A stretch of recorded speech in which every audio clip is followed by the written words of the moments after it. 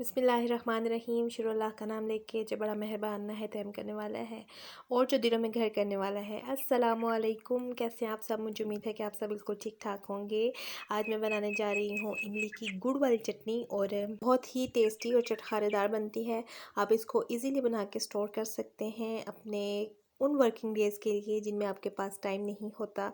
और आप इसको इजीली चना चाट के साथ, दही भल्ले के साथ, फ्रूट चाट के साथ, आप इसको किसी भी स्नैक के साथ इजीली इस्तेमाल कर सकते हैं। तो चलिए देखते हैं कि ये कैसे बनी। सबसे पहले हमें चाहिए इसके लिए इमली, और यहाँ पे मैंने खुली इमली ले ली थी। तकरीबन आधा किलो इमली है। इसको मैंने तकरीबन 1 से 1.5 गिलास पानी में, उबलते हुए पानी में भिगो दिया था 1-1.5 घंटा। इसके बाद आपने इसमें से गुठलियाँ निकाल लेनी है, गूदा अलग कर लेना है। और अब आप एक पैन में ले लेंगे 1 चम्मच सफ़ेद ज़ीरा। इसको आपने इतना भूनना है कि ये हल्का हल्का ब्राउन और इसकी खुशबू प्यारी सी आना शुरू हो जाए। इसके बाद आपने इसमें डाल लेनी है 4 से 5 बहरी मिर्च। इसको आपने बहुत ज़्यादा नहीं भूनना, बल्कि 1 से 2 मिनट के लिए हल्का सा आप इसको पकाएंगे और इसके बाद इसको आप इमली के गूदे में शामिल कर देंगे। अब आप ले लेंगे 1 चम्मच नमक और 1 इंच का टुकड़ा आप अदरक ले लेंगे। इसको बाहर से साफ़ कर लेंगे और बारीक बारीक काट लेंगे। और इसके बाद आपने इन सारी चीज़ों को ब्लेंड कर लेना है। यहाँ पे मैंने ले लिया एक पैन, इसमें हमने डालना है तकरीबन आधा किलो ही गुड़ और तकरीबन आधा कप पानी डालेंगे। उसको हम लोग मेल्ट होने के लिए रख देंगे। जब गुड़ अच्छी तरह से मेल्ट हो जाए तो इसमें हम लोग इमली और वो सारी चीज़ें जो हम लोगों ने ब्लेंड की थी वो मिक्स इसमें शामिल कर लेंगे और अच्छी तरह से मिक्स कर लेंगे। अब आपने इसको 2 से 3 मिनट के लिए लो फ्लेम पे पका लेना है। आंच को तेज़ नहीं करना।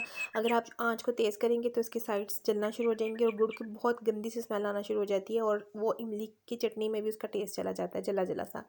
इसके बाद आपने इसमें शामिल कर लेना है 2 से 3 ड्रॉप्स जो हैं वो मैंने यहाँ पे रेड फूड कलर की, लिक्विड फूड कलर की डाली हैं, वो डालेंगे और इससे इसका कलर बहुत ही प्यारा मैरूनिश कलर आता है। अब हम लोग यहाँ पे शामिल कर लेंगे तकरीबन 1 से 1.5 चम्मच चार मगज़।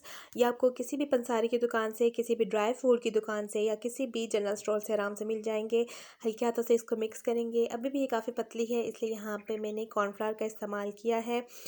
3 से 4 चम्मच पानी में आपने 1 चम्मच कॉर्नफ्लावर को मिक्स करना है और इमली की चटनी में शामिल कर लेना है। दरमियानी घनी इसको रखनी है क्योंकि ठंडी होने के बाद ये और भी ज़्यादा घनी हो जाती है। अब आप इसको रूम टेम्परेचर पे ठंडा कर लें और स्टेरलाइज़ किया हुआ कांच का जार लें, यानी फुल ड्राई, कोई पानी का कतरा ना हो, धुला हुआ हो, उसमें इस इमली की चटनी को डाल लें। और महीनों भी आप इसको इस्तेमाल कर सकते हैं आराम से, लेकिन इसमें फिंगर यूज़ नहीं करनी, यूज़ की हुई चम्मच शामिल नहीं करनी और यूज़ की हुई चटनी वापस में नहीं डालनी। ज़रूर ट्राई कीजिए, इंशाल्लाह आपकी चटनी भी बिल्कुल ऐसी ही बनेगी। मुझे यकीन है कि आपके लिए बहुत हेल्पफुल साबित रही होगी ये वीडियो। देखने का बहुत बहुत शुक्रिया।